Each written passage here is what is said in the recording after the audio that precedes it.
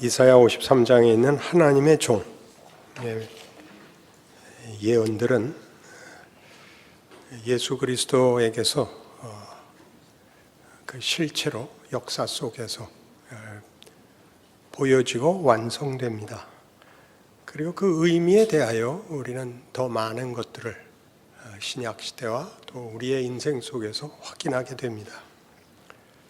오늘 본문에 있는 바와 같이 그는 우리 앞에서 한 대로 우리 죄를 짊어지고 억울한 죽음을 맞이하시지만 침묵하십니다.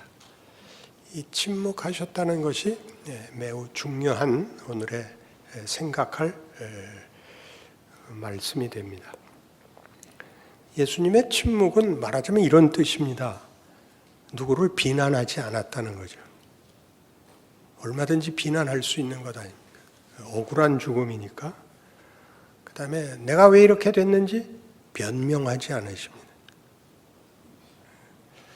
또 그것을 분노하지 않습니다. 분노하지 않는다는 건 말없이 죽어감으로써 그를 죽인 자들에게 보이지 않는 보복을 하는 행위를 하지 않습니다. 털 깎는 자 앞에 잠잠한 양같이입니다.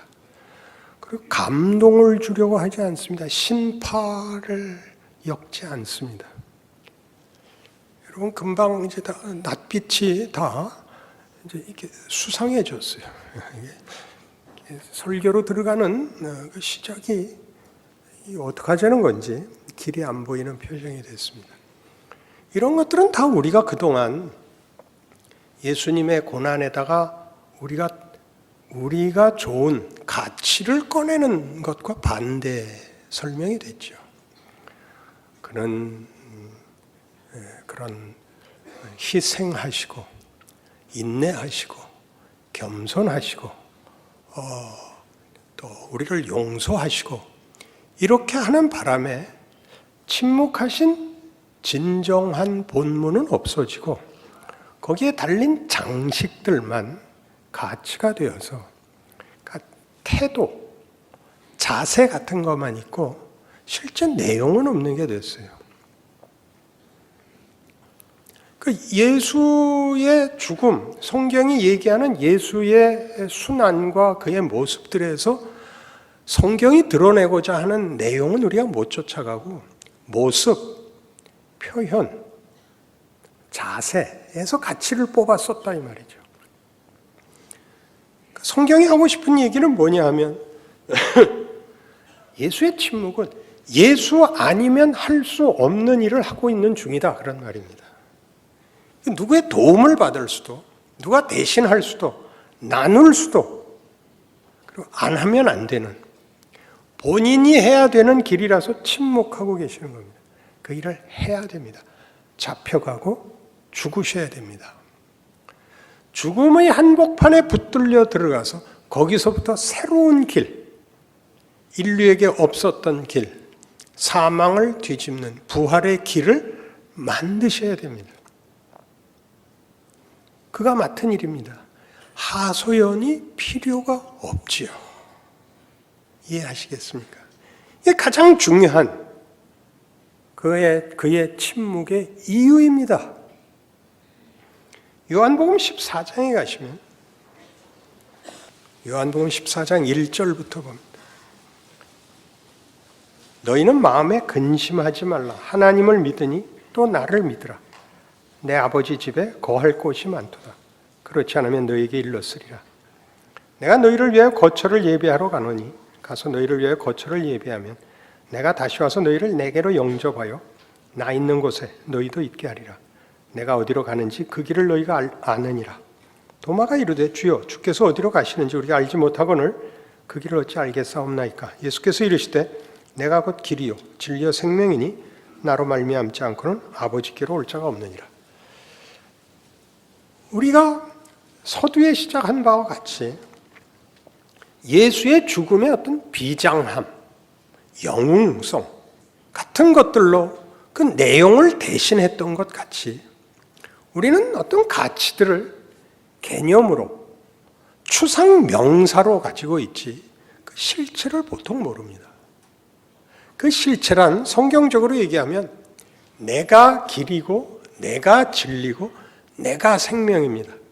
예수께서 그렇게 얘기하는 건 우리의 기대와 훨씬 다릅니다.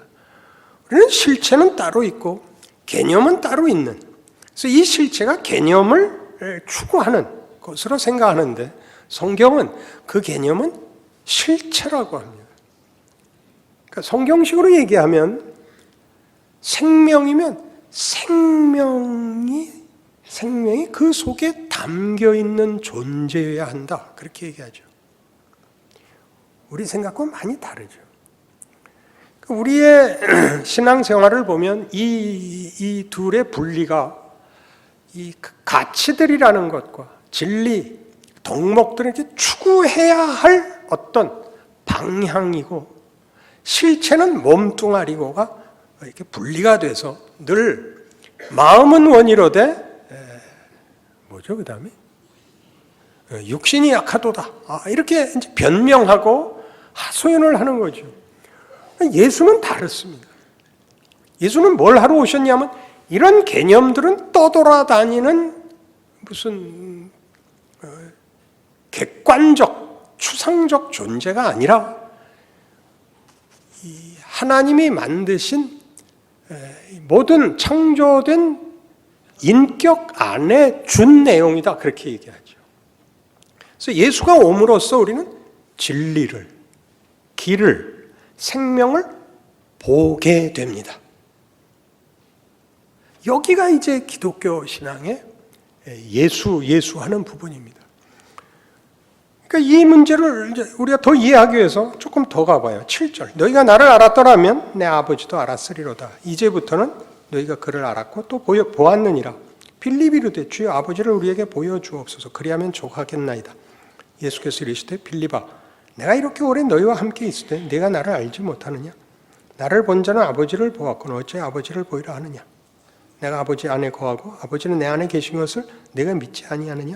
내가 너희에게 이르는 말은 스스로 하는 것이 아니라 아버지께서 내 안에 계셔서 그의 일을 하시는 것이라.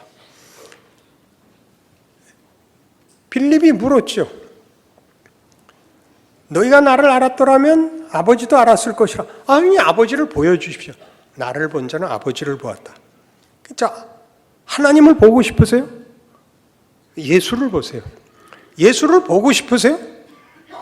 여러분을 보세요. 예수를 믿잖아요. 하나님의 자녀가 됐잖아요. 여러분들이 생각하는 완벽한 어떤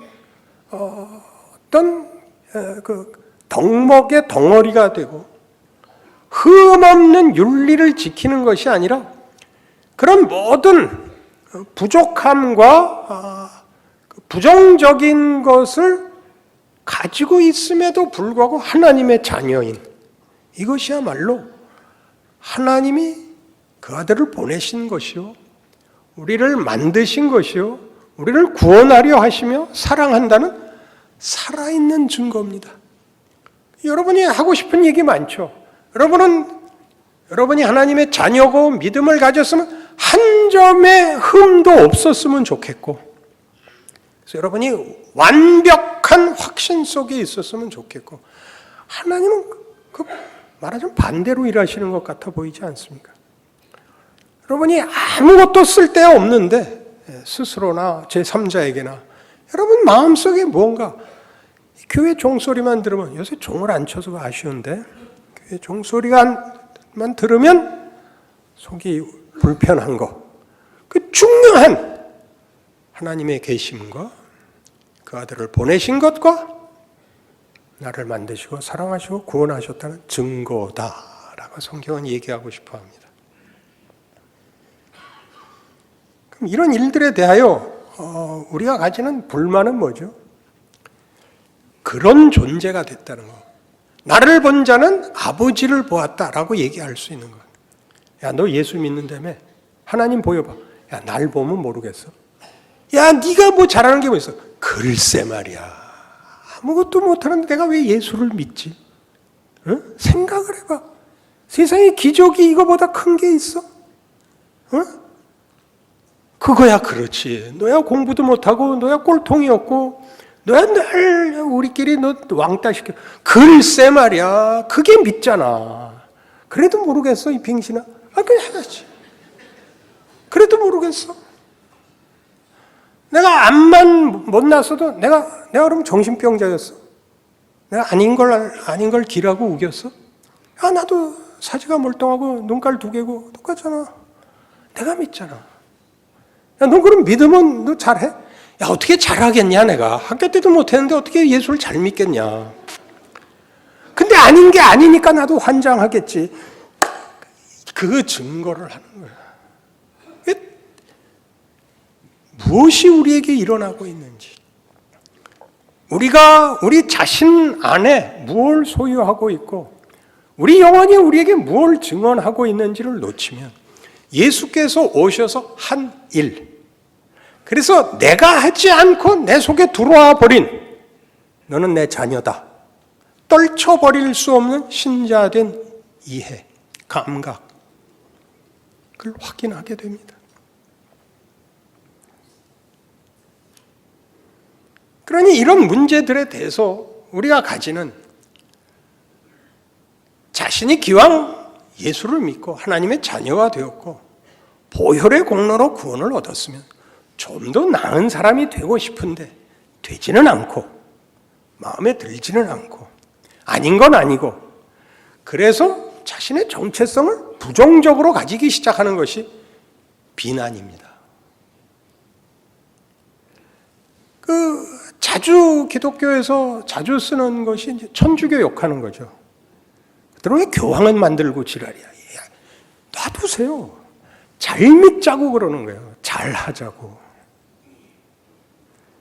영국은 왜 아직도 왕을 데리고 있지? 그렇게 얘기하는 거예요. 잘하고 있잖아요. 그 왕을 죽이라고? 그러면 더 잘 된다고? 그건 잘하는 문제예요. 그 조직, 그런 규칙 속에서 누가 잘하느냐라고요. 그러니까 여러분이 자신의 신앙을 더 잘 가지고 더 키우기 위하여 스스로에게 허락된, 예수로 말미암아 주어진 현실, 사실, 운명을 이해하여 쌓아나가지 않으면 배타적 정체성을 확인하게 된다고요. 누구를 비난하여 내가 옳다고 얘기하는 것, 무슨 문제가 있느냐면 아닌 것을 안 하는 것으로 확인하는 정체성이 아니라 해야 할 것을 해서 가져야죠. 이게 예수의 침묵이죠. 왜 비난하지 않는다고요? 왜 설명하지 않는다고요? 당신만이 할 수 있는 일이니까. 누구의 도움이 필요한 길이 아니니까. 그러니까 우리를 위하여 주구나 우리 중에 아무도 아는 자가 없었다. 예수는 거기에 대해서 원망하지 않는다. 딱 그렇잖아요. 여러분은 신자로서 사세요. 씨름하시고 울고 아버지와 할만하시거든 이 잔을 비켜주시옵소서 이렇게 하세요. 그리고 꼭 결론도 내세요. 예수님은 하셨지만 저는 못합니다. 그거 이해해 주세요. 그렇게 하세요. 그렇게 하세요. 그렇게 해갖고는 결국 신앙의 가장 위대한 자리에 갈 수 없다는 걸 아는 데까지 울고 불고 하나님과 씨름하여 내가 그렇게 가지 못한 것이 아무런 가치가 없다는 것을 확인하여 하나님께 자신을 맡기는 자리 확인시켜 주십시오. 내 생각대로 놔두지 마십시오. 이 울부짖음을 거쳐 드디어 명예로운 자리에 오십시오. 그 바깥 조건은 아무것도 아닌 겁니다. 여러분들이 배웠느냐 못 배웠느냐, 훌륭하냐 어리석으냐가 아닙니다. 중요한 건 이겁니다. 어리석으면 겸손하면 돼요. 난 잘 몰라. 그건 당신이 해. 어디로 갈지 정해. 그럼 내가 쫓아갈게.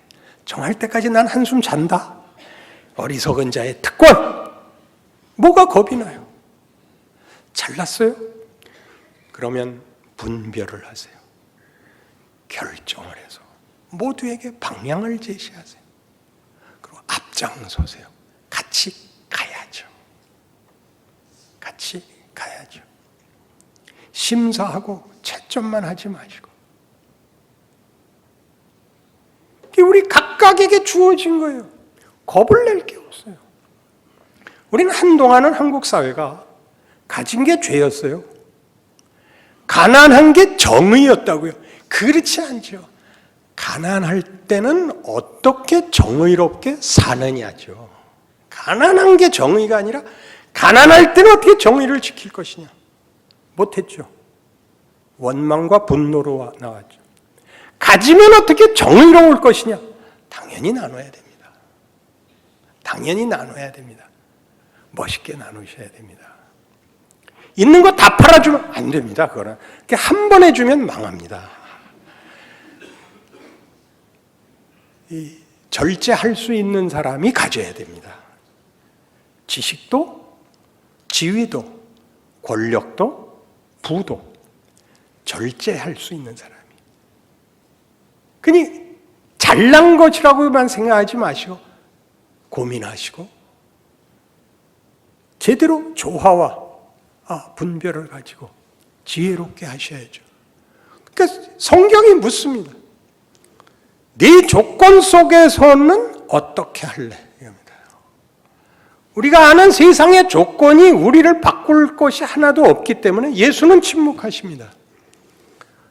우리 모든 피조물들을 위하여 열어야 하는 길, 구원의 길, 부활의 길을 당신이 가셔야 하기 때문이죠. 우리는 그거보다는 하나 아래죠. 하나가 아니라 여러 번 아래라도 분명한 건 이겁니다.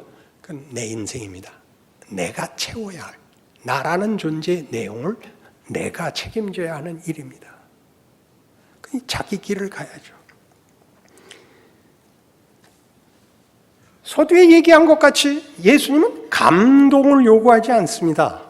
우리는 우리의 신앙 세계에서 제일 많이 우리 발목을 잡는 게 흠 없는 겁니다. 흠 없는 거. 그래서 회개가 너무 비율이 큽니다. 기도 속에서.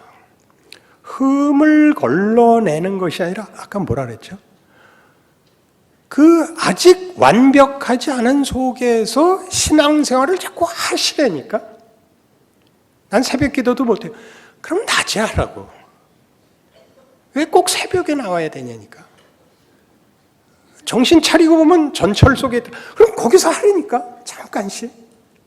상관이 없다니까. 여러분 영어 공부할 때 어떻게 했어요? 모든 자랑이 그거 아니야. 나는 전철에서도 봤다. 그때 그렇게 말을 하잖아요. 영어는 왜 전철에서 봐서 실력이 늘고 기도는 전철에서 하면 무효고 그런 법이 어디 있어요? 여러분의 지금 최악의 조건, 가장 불만인 조건에서 신앙을 적용하셔야 돼요. 그 분노, 그 억울함, 그 말하자면 자책에 지지 마시고 자책을 지고 가세요. 자책을 어깨에 어떻게 매죠? 제 나이가 돼봐서 이 단어 어깨에 걸러매고는 아닌데요. 걸머지고 좋았어요. 메고 가셔야지. 이거 붙잡고 울지 말고 걸머지고 가야죠. 하루씩 하세요. 하루가 또 오잖아요. 어제는 실패했다. 그건 어제고 오늘은 새 판. 고스톱도 끝나면 새로 치는데 뭐가 거기. 야 이번엔 점 천이다. 새로 하시라니까. 매일 나가시라고. 매일. 그게 이 얘기예요. 그는 침묵하셨다 이 얘기라고요. 우리 여기가 없어요. 여기가 굉장히 미약해서 전부 다 원망하죠. 나라, 경제, 국회의원. 그 바람에 교회는 좀 가라앉았어요. 너무나 다행인 것 같아요. 우리는 국회가 잘하기를 원치 않아요. 교회, 목사 다 있죠. 암만 그래도 소용없어요. 여러분은 누구에게 자신의 인생과 자신의 존재를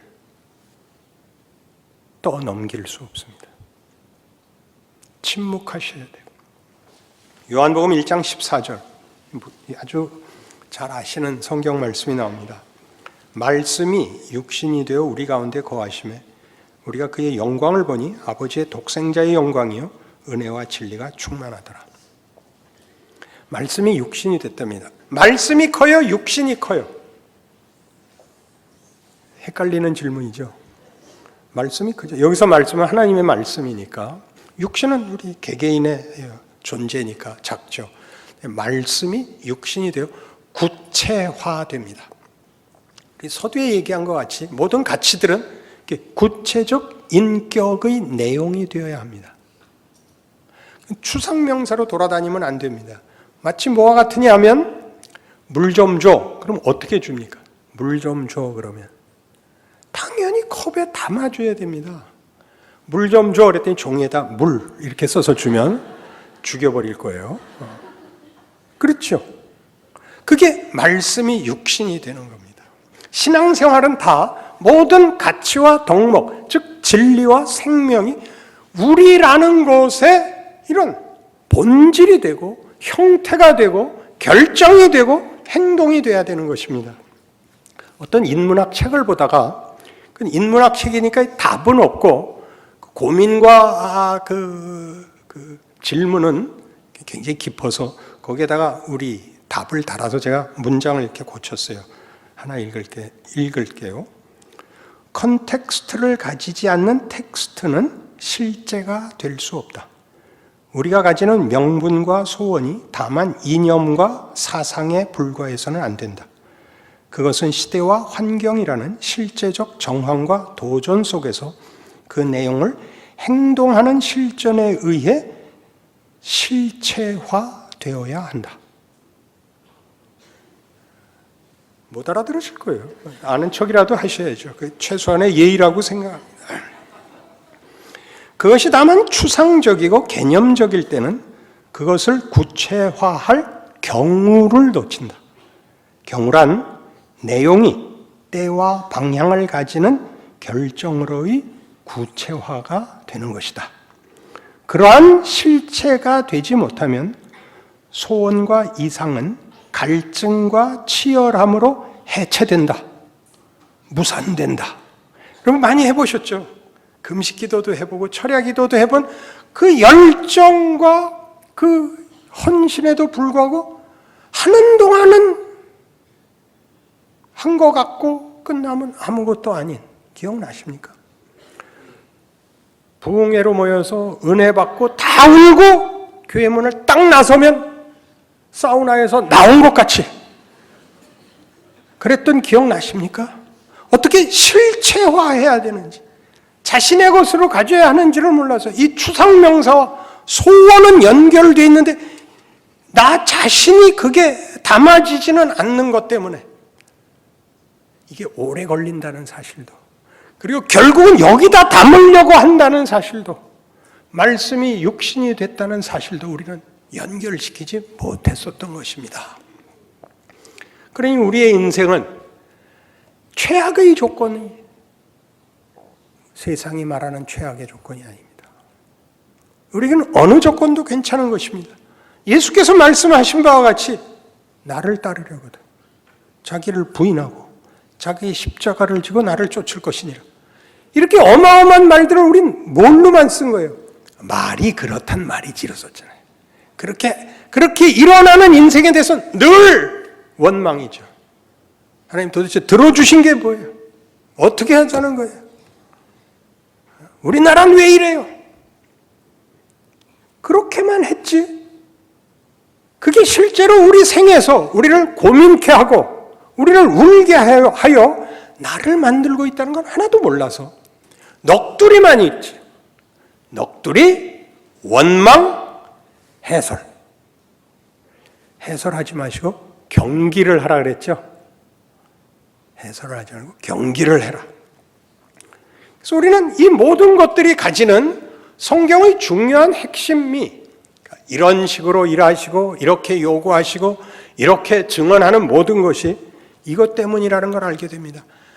하나님이 우리를 사랑하시고 우리로 하나님을 사랑하게 하며 우리로 사랑으로 충만하게 하시기를 원한다는 걸 알게 됩니다. 갑자기 느닷없이 사랑은 왜 튀어나오는가? 이 문제 때문에 그렇습니다. 요한일서 4장 18절. 사랑 안에 두려움이 없고 온전한 사랑이 두려움을 내어 쫓나니 두려움에는 형벌이 있습니다. 두려워하는 자는 사랑 안에서 온전히 이루지 못하였느니라. 이 느닷없이 왜 사랑을 여기서 결론으로 꺼내야 되느냐 하면 가만히 생각해 보세요.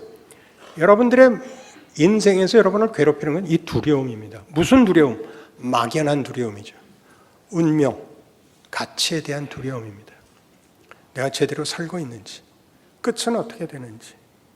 이 모든 것의 답은 사랑이라고 얘기합니다. 사랑은 두려움이 없답니다.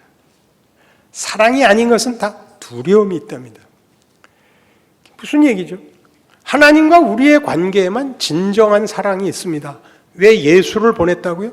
우리를 위하여, 우리를 사랑하사 하나님이 당신만이 하실 일을 우리를 위하여 어떤 모습으로? 고난과 수모와 왜곡 속에서 이루십니다. 사랑하기 때문에. 그러니까 우리에게 뭘 원하는가? 유능함도 완벽함도 아니라 사랑을 원한다. 그럼 우리 인생 속에서 신앙생활을 한다는 게 뭐냐? 이 사랑에 동참하는 거죠. 하나님이 나를 사랑했다는 것과 내가 살아있는 동안은 말씀이 육신이 되어 우리 가운데 거하심에 우리가 그 영광을 보니 아버지의 독생자의 영광이요 은혜와 진리가 충만하더라. 그겁니다. 사랑의 덩어리가 되셔야 됩니다. 사랑의 덩어리가 된다 그러면 우리는 늘 흐물흐물 웃고 실실거리는 거라고 생각해요. 아니요. 그것도 오해죠. 성경은 사랑에 대해서 분명히 얘기합니다. 사랑은 오래 참는 거다. 무례히 행치 않는 거다. 성내지 않는다. 악한 것을 생각지 않는다. 저 새끼 저러다 죽어라. 이러지 않는다. 침묵한다. 그래서 여러분을 보면 이게 사랑이구나. 이게 사랑이구나. 온갖 위협과 시험 속에서 매일 한숨이 나오고 비명이 나오는 속에서 예수 그리스도로 말미암아 구원을 받았다는 하나님의 목적과 대상으로 하고 있는 존재는 어떤 존재인가? 뭘 갖고 있는가에 대한 답입니다. 여러분 간단하지 않습니다. 여러분이 옳고 그르고 도덕적으로 고결하고 천박하고 그거보다 훨씬 큽니다. 자식을 위해서라면 저잣거리에 나가 싸울 수 있는 그 유명한 사진작가 국제시장 그 사진 속에 이 좌판 깔아놨다가 그 단속반에 걸려서 이 머리채 이렇게 잡아서 휘둘리는 그 사진이 있습니다. 왜 법을 어겼냐죠? 왜 어겼겠어요? 애들이 굶으니까 어겼죠. 나라에서 그럼 복지 정책을 해서 애들 다 먹이고 그럼 그렇게 하다가 그거 만들 때까지 기다리다 다 죽었다니까요. 그러니까 나와야죠. 여러분의 인생 속에 여러분이 당하는 모든 어려움과 해결이 안 되는 속에서 사랑으로 살아낸다는 것이 무엇인지 매일매일 겪고 시험하고 도망가고 하나씩 배우고 그래서 해가 가면 갈수록 나아지는 거죠. 이 길로 가는 거죠. 하나님의 일하심입니다. 하나님만이 하실 수 있는 것, 우리도 해야 하는 것. 나를 본 자는 아버지를 보고 나를 믿는 자는 내가 하는 일을 저도 할 것이요 또한 이보다 큰 일도 하리라. 아멘입니다. 여러분의 인생과 존재를 하루하루의 현실을 예수님으로 살고 있다 기억하시는 그런 믿음과 승리가 있기를 바랍니다. 기도하십시다. 하나님 아버지 은혜를 감사합니다. 현실의 시험과 위협 앞에서 우리가 가진 것이 무엇이며 우리가 소망하는 것이 무엇이며 우리의 힘이 무엇인지 보여주는 나날이라는 것 기억하고 이기게 하여 주옵소서. 포기하지 않고 타협하지 않고 싸워나가 울고 후회하고 그러나 다시 일어나서 예수 안에서 부활이 있었던 것 같이, 십자가가 승리였던 것 같이 우리의 눈물과 한숨도 승리가 된다는 것 확인하는 날을 주시옵소서. 예수님 이름으로 기도합니다.